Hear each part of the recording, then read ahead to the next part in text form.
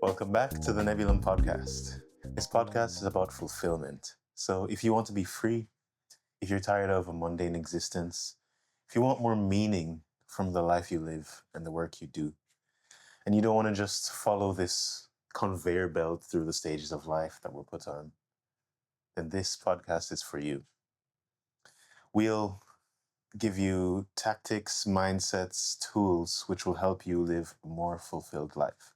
And we want you to walk away feeling equipped to go on that journey. I'm Zale. I'm Grant. And this is the Nebulum podcast. Yes, sir.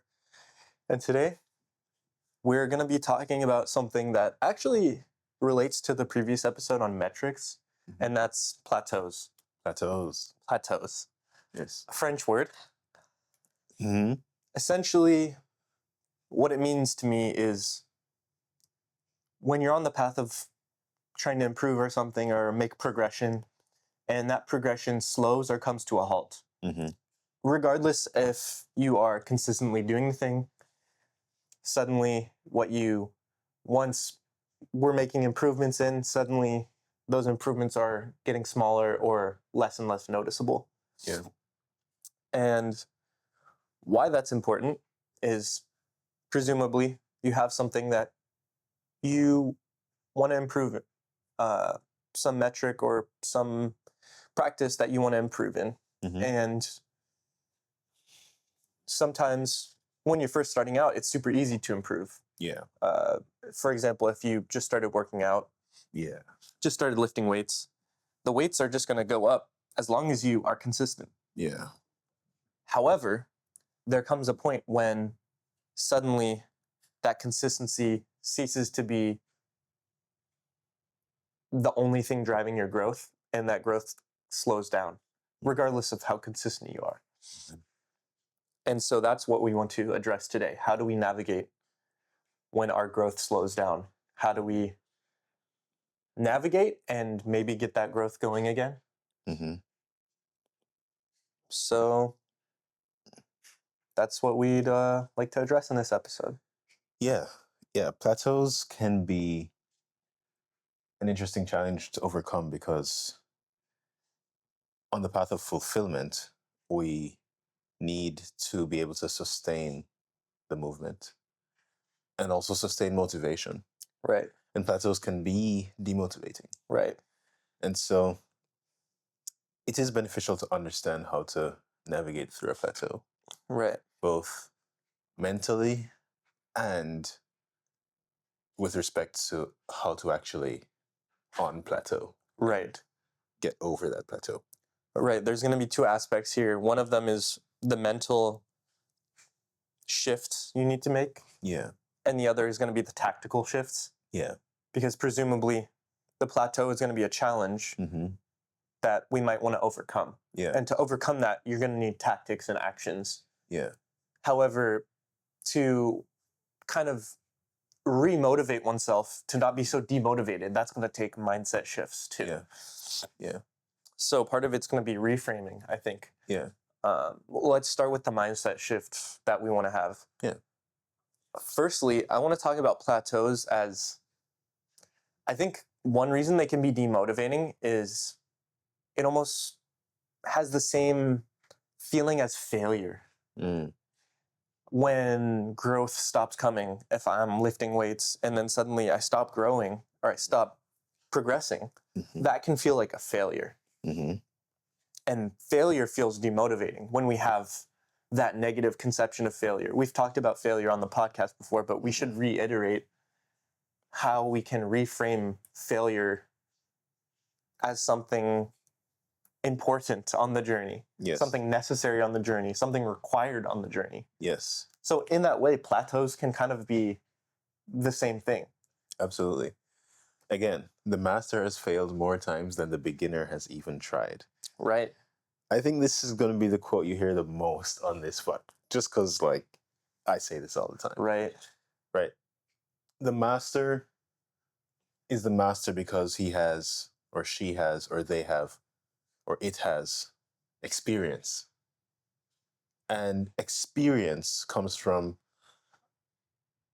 an entire landscape of interactions with this thing, including the successes and the failures. Right, including the plateaus. Including the plateaus. If you're just constantly getting better and better and better, you never hit a plateau, you never hit a challenge, then you won't know what to do when that plateau does inevitably come. Right.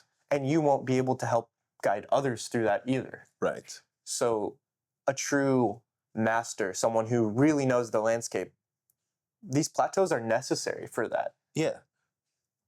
Plateaus are just part of the landscape. Right. Right. They are part of the landscape. They are part of the landscape.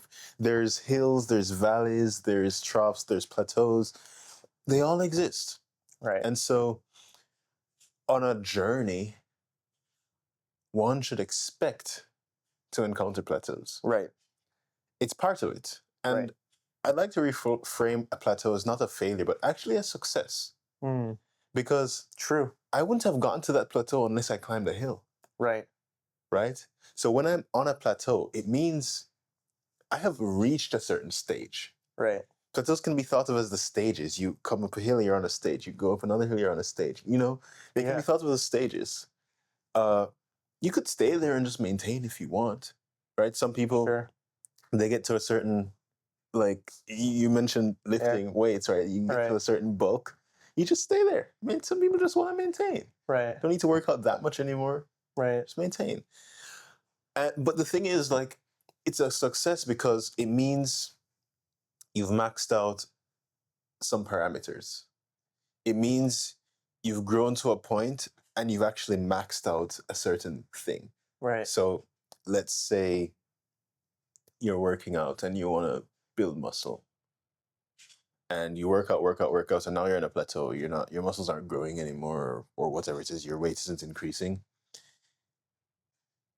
That whole journey to that point, it means you've now maxed out something.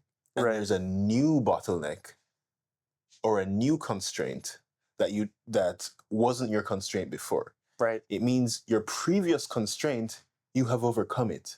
Right. That's a success. Totally. In this example, you've overcome your newbie gains. Yeah. And now if you want to continue and move past the plateau, now the strategy is going to have to be more tactical. It's going to have to change. You're going to have to adapt. Right. Essentially. Right. Because like someone who is a beginner and doesn't work out consistently, they will not hit a plateau because like it will just be, kind of scattered, haphazard ups and downs. They won't hit a plateau because they wouldn't have maxed out anything because they weren't consistent enough. Right. So the fact that you hit a plateau, congratulations. That's a huge win. That's a win. That's because a big win. you've maintained consistency enough to max something out. Right. And maybe now your new constraint is diet. Right? Yeah. You maxed out the ability to work out consistently. And now you have that down. You maxed out maybe some form. And now your new constraint is diet. And you need to get more consistent in that and max that out. Like I'm just, examples. Totally. Yeah, this is a good analogy that we're going off here, but we're just applying it to lifting because that's simple, easy to understand. Yeah. But this can apply to any area where one is trying to make some sort of gain. Absolutely. This actually ties back to, I don't know if we want to tie it back to metrics yet since we're not done with the mindset, but I wanted to bring in that when we're tracking metrics, then that's another aspect of hitting a plateau, because when we're tracking and we see the metrics going up, and then we suddenly see them not going up, mm-hmm. that can be a signal that we hit a plateau. So part of having a plateau is knowing that you hit a plateau, and metrics can be a good indicator of that. Absolutely. Yeah, go ahead. No, so just knowing that we hit a plateau is also important, because we can also be in denial that we hit a plateau. Right. And that can keep us in that plateau because we don't know that we need to tweak some new parameter now. Yeah. So knowing that we hit a plateau is actually important. Yes. We can't just ignore it and say, oh no, and then just keep beating our head against the brick wall. Yes. So it's important to face the plateau, appreciate it. It's a win, and it also is an obstacle that maybe you want to overcome, maybe you don't. Yeah. But it's a new challenge. It's like beckoning you to find a new way to keep improving, essentially. Yeah. Which makes the path interesting. It wouldn't be interesting if you could just do the same thing the entire time and just like keep going. Right. Then it'd just be like, all right. Right. That'd be a boring landscape. Mm-hmm. Mm-hmm. So just want to hammer in that mindset. Yeah, absolutely. Yeah, that don't ignore the plateau. That's very important because we can get into a state of denial, which is not conducive to growth and fulfillment. If you actually want a certain outcome, a certain life, then don't deny the things that will get you there. Mm-hmm. And Totally. so don't deny that you've hit a plateau out of ego or whatever it might be. You want to see things as they are. Right. So that you know how to navigate. Right. Because navigating a plateau is different from navigating a hill, different from navigating a valley. Like, you want to be equipped with all the different techniques for the different parts of the landscape. Right. Yeah, it's a forcing function, which forces us to try something new. Yeah. Or try to bring in different disciplines. Mm-hmm. Or explore new ways to break through a plateau. Yeah. So it's something that can help us to become a more fuller version of ourselves, even. Yeah. To explore.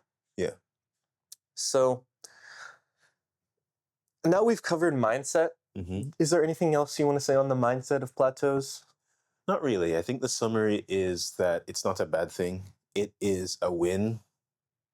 You've maxed out some parameter on the journey you've been on so far, and now there's a new journey ahead. Right. Yeah. So now we can kind of go into the tactical side as well. Yeah. Like, what do you actually do when you hit a plateau? Right. So for plateaus, obviously the first thing is recognizing that you've hit a plateau. Mm-hmm. And now we're trying to understand why. Mm-hmm. I think the first thing is to understand why did we hit this plateau? Mm-hmm. What parameters are we not tweaking? What are we missing? Mm-hmm. What piece of the puzzle are we missing? So personally, I usually go on YouTube or read books or try to figure out who else has hit this plateau before. Yeah. And what did they do? Yeah. Because often someone else has already been on this journey. Yeah. And so the easiest way to figure out why you're hitting this plateau is see if someone else has already hit it. Yeah. Yeah. Absolutely. Learn from others' experiences. So I came up with 4 ways of navigating up through a plateau, right? The first is measurement. The second is exploration versus exploitation, that paradigm. The third is inspiration / learning from others' experiences. And that's what you're talking about right now. The fact that other people are going through a similar journey to you and other people are on different stages of that journey means other people have probably experienced this plateau. Again, if there's a master in this field, they've almost certainly experienced the plateau and can offer some wisdom of how to navigate it. So yeah, looking on YouTube, people who've been through this, reading books, ChatGPT these days. ChatGPT. Right. Finding resources or bodies of knowledge out there which can help guide you. Right. You're not an island. You don't always have to figure out everything alone, right? Right. There's a wealth of knowledge on the internet right now. And so, yeah, look at what other people have done. Amazing. Yeah, let's talk about your other points. So you mentioned metrics. Yes. Why did you mention metrics? Well, you can't improve what you cannot measure. And so let me give an example. Let's say let's say you have a business, right? And you want to sell something online. You're doing some digital, you're selling some product online and you want to advertise it and get people buying it. And you create a landing page which says, hey, my product is the best product in the world. Buy it. And you have a little button. Click here to buy. They click there and they can check out and buy whatever you are selling. Sure. This pencil. I don't know why you're selling a pencil on the internet, but okay, sure, this pencil. And in order to get people into your landing page, you're running advertisements on Instagram or Facebook or wherever. Mm-hmm. Okay, let's say at first you set this all up and it's doing well and people are buying and you're seeing sales come in, right? Firstly, you have to have a way to know if sales are coming in.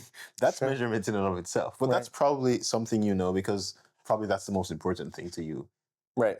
if you're selling something is Right. making a sale. The money coming into your account, you know you made a sale. Great.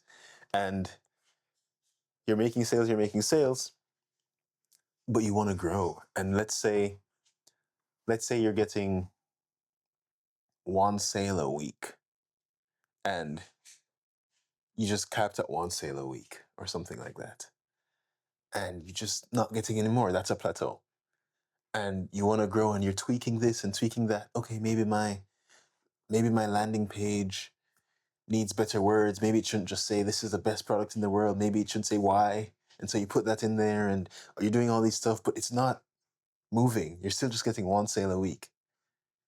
Now the problem is you may not have enough measurement in that whole pipeline to know where the constraint is.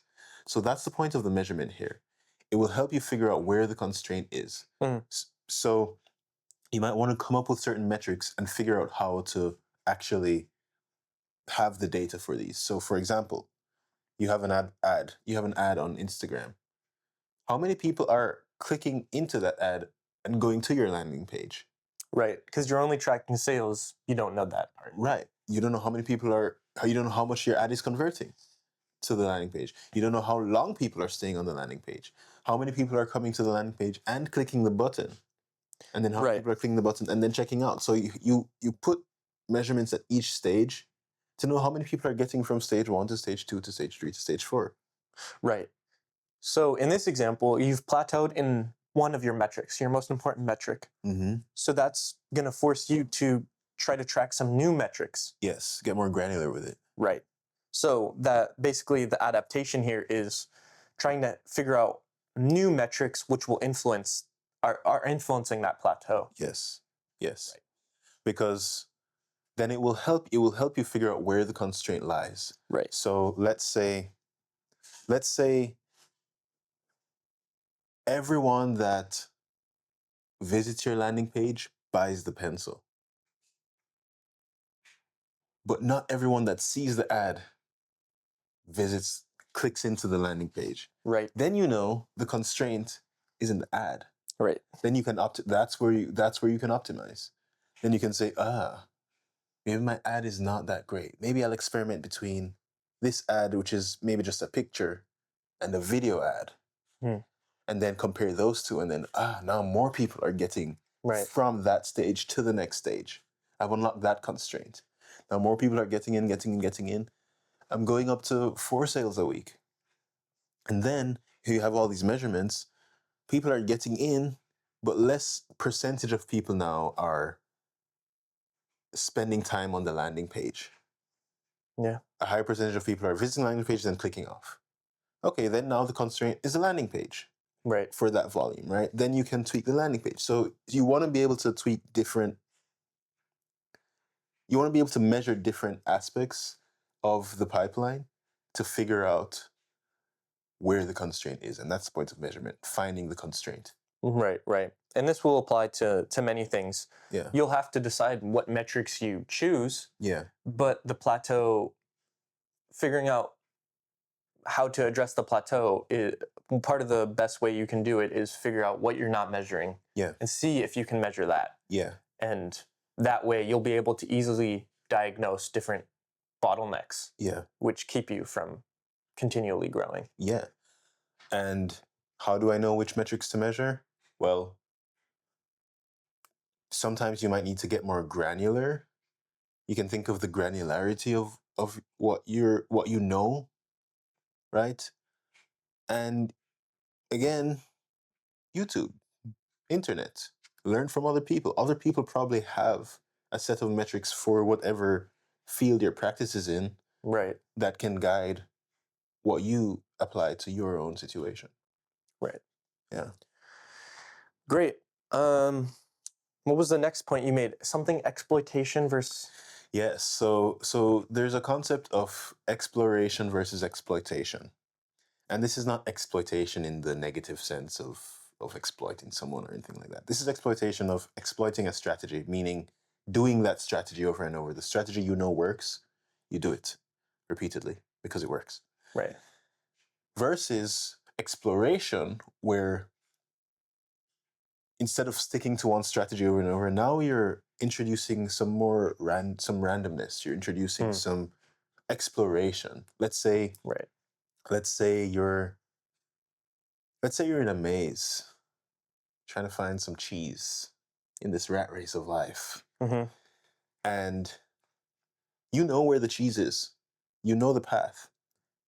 You'll just do that same path over and over. There's a great book, by the way, called Who Moved My Cheese by Spencer Johnson.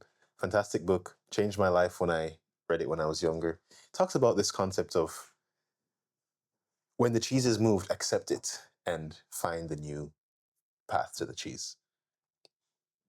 Rough summary. Great parable. But this is what this is talking about. If the cheese is moved, you won't be going on that same path over and over, trying to find the cheese on the same path, hoping it will just be there again, right? You'll want to start exploring now. And so when you hit a plateau, that's an indication that maybe now it's time to start exploring. Instead of doing the same thing you were doing over and over, the thing that's keeping you on the plateau, you might want to introduce some new strategies, some new techniques. Explore the landscape of actions a bit that you can do.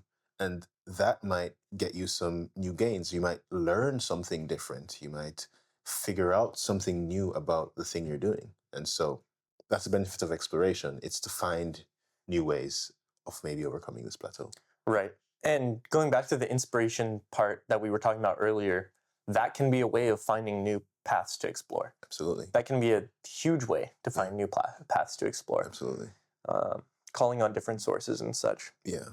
So yeah, that's important too, that we get that breadth, because we might have just been starting out with depth, and now we've gotten to a sufficient depth where we need to go breadth again before we can go deep again. Yes, exactly. Exactly. Yeah. It comes from the machine learning paradigms, reinforcement learning. It's exploration versus exploitation. Because with machine learning, like these AI models can hit what you call a local maximum, right? It's imagine like a landscape of hills, right?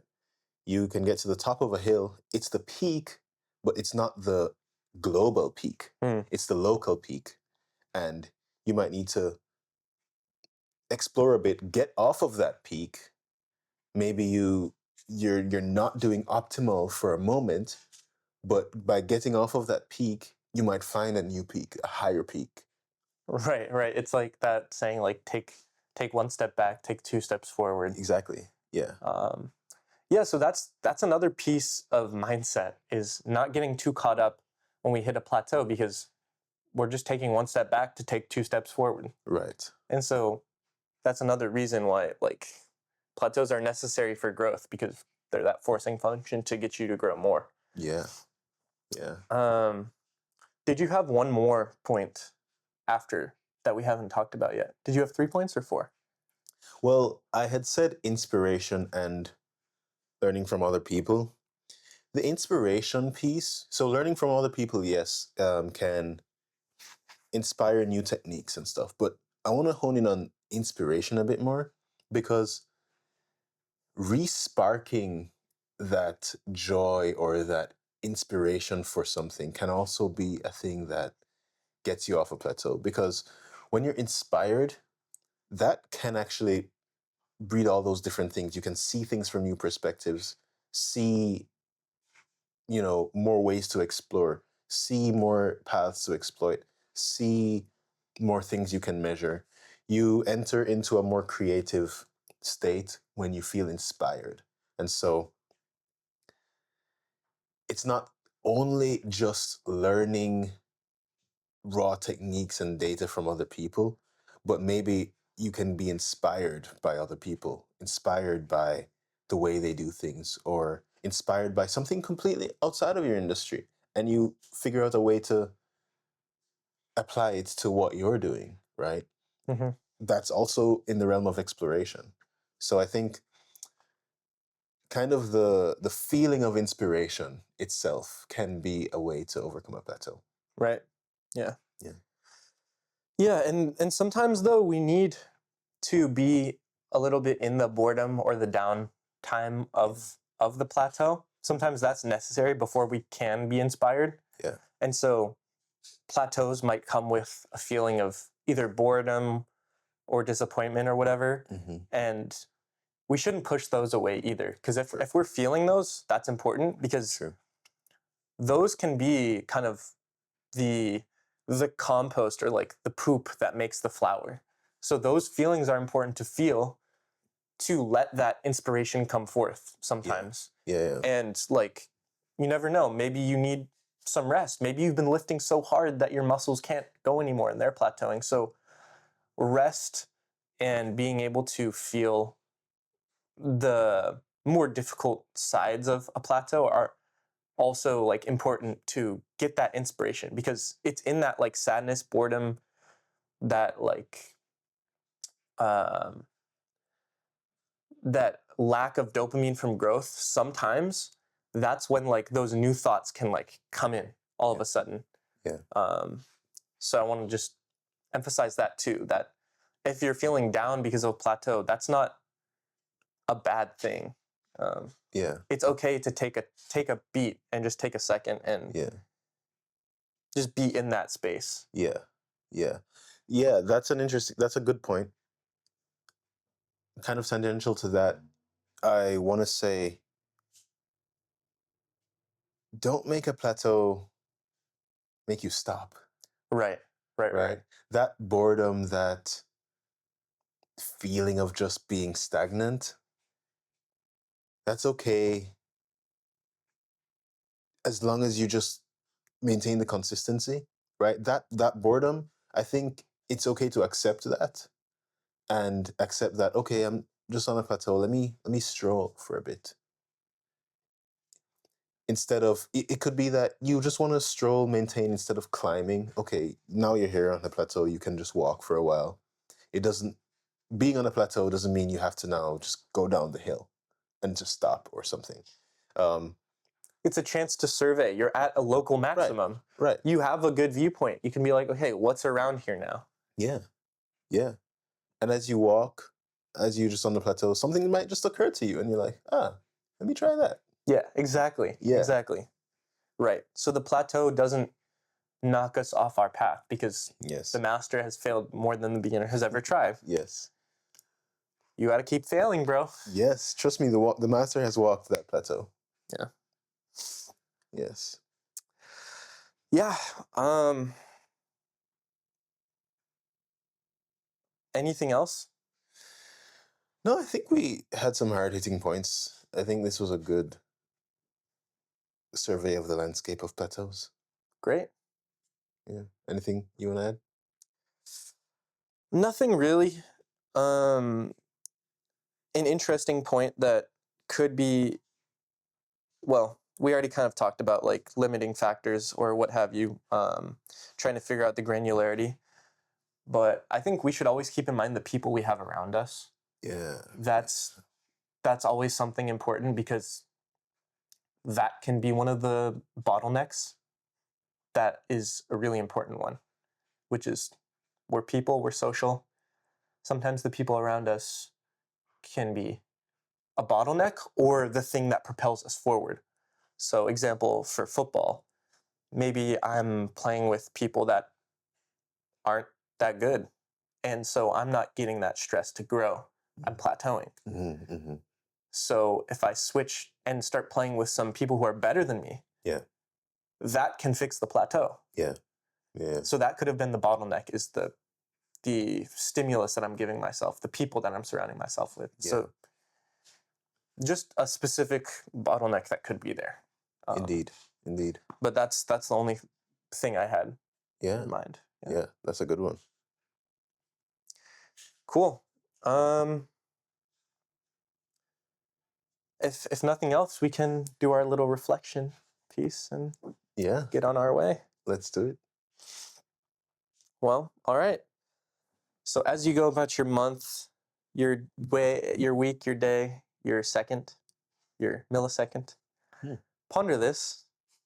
What conception do you have of a plateau? And can you reframe how you think about plateaus as not a stopping point, but as a milestone? And try to see a plateau as something positive, something necessary. And yeah, I would just say take a plateau that you might have experienced or you are experiencing and see how you can frame it in a way that gives you that dopamine.